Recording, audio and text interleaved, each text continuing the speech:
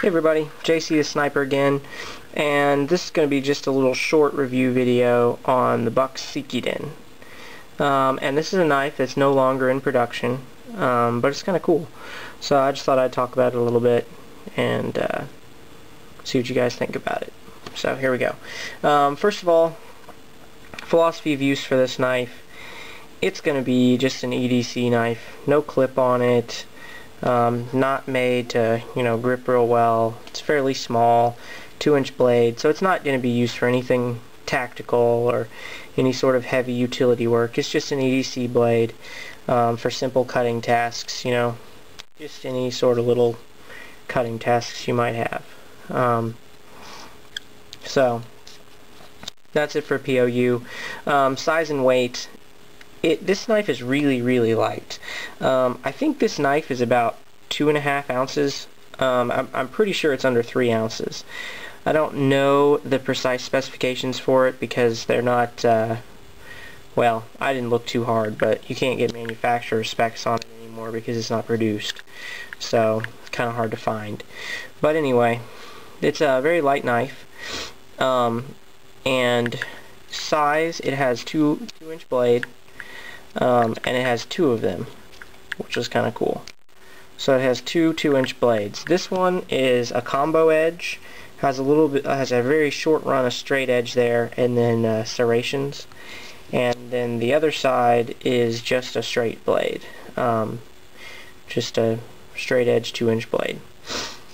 And the construction of this knife is it's a pinned construction, which isn't my favorite because it's not adjustable and you can't take it apart if you need to clean it out or anything. But you probably don't need to, because it's, I've had this for years and it's not wiggly at all. So I haven't found a need to adjust it, and I don't think you really will. And if you really need to clean it out, you can just blow it out with a can of air or something. So I don't think that's a major issue. Handle is a sort of FRN Zytel type stuff, and I'm actually not exactly sure what the blade steel is, but I'm pretty sure it's something close to an AUS 8 because it has those characteristics. I could be wrong. So the main blade, or what I feel is the main blade, is a kind of a cool blade shape. I like it. Has a pretty good sweep, and it also has a very good piercing tip, so if you needed something to pierce things with, this is really good. And it's a hollow ground blade, so it's about 3/4 hollow grind, and it came really sharp out of the box, which I like. Has a little finger hole for opening, which works fairly well. To tell you the truth, I'd rather it had a thumb stud because you can open it with this, but it's kind of tricky just because of the way your hand is placed on the blade, on the handle. So, a little bit irritating because it's too small to really get your finger in there. But, not a big deal, and you can open it with 2 hands if you want. But, one hand opener, it's a little bit more difficult. So not a major issue, especially for a clipless EDC blade, but deployment's really slow on this, or two-handed even. So, if you don't like that. And it's a liner lock. It's a fairly decent liner lock. I don't have a problem with it. It locks up tight, like I said, no movement any direction. So real tight lock up with that liner lock. And I like that. On both blades lock up real tight. So, no complaints with the liner lock or the pinned construction. And,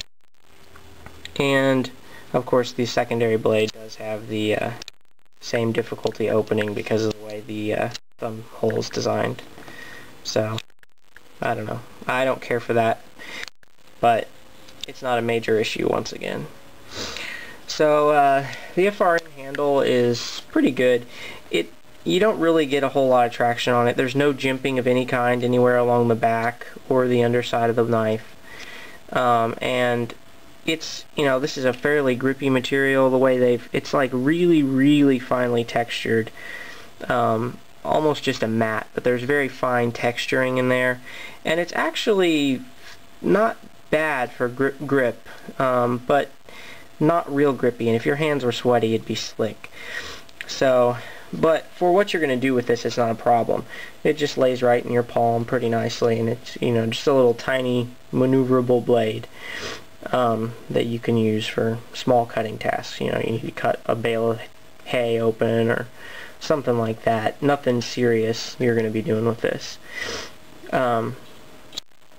So that's pretty cool. Strength is pretty good. You know, the lockup is okay because it's just a liner lock and it's not a real big thick liner, but lockup's pretty strong, and the strength is pretty good. I don't see any problems with this closing on you, especially in the philosophy of use of a light work everyday carry knife. And durability has actually been really good. I've had real good luck with this knife. Had it for probably, I don't know, probably 6 years, and I've used it a good amount. Carried it, taken it on camping trips and stuff when I was in Scouts, all that good stuff. So it's, you know, it's held up well, and I can't complain about that. Value, it's a pretty good value. It was like, I think this is like a $20 knife, so not bad to get 2 blades of that nature in a buck knife. Both blades razor sharp out of the box, and a knife that's held up real well for me and performed well through the years. So the buck Sekiden, no longer in production, but if you're looking for a small light work EDC blade that's going to be lightweight, durable, and perhaps give you both a serrated function and a slicing or piercing function, then this is probably a good knife for you. So, the Buck Sekiden review, JC the Sniper, signing off.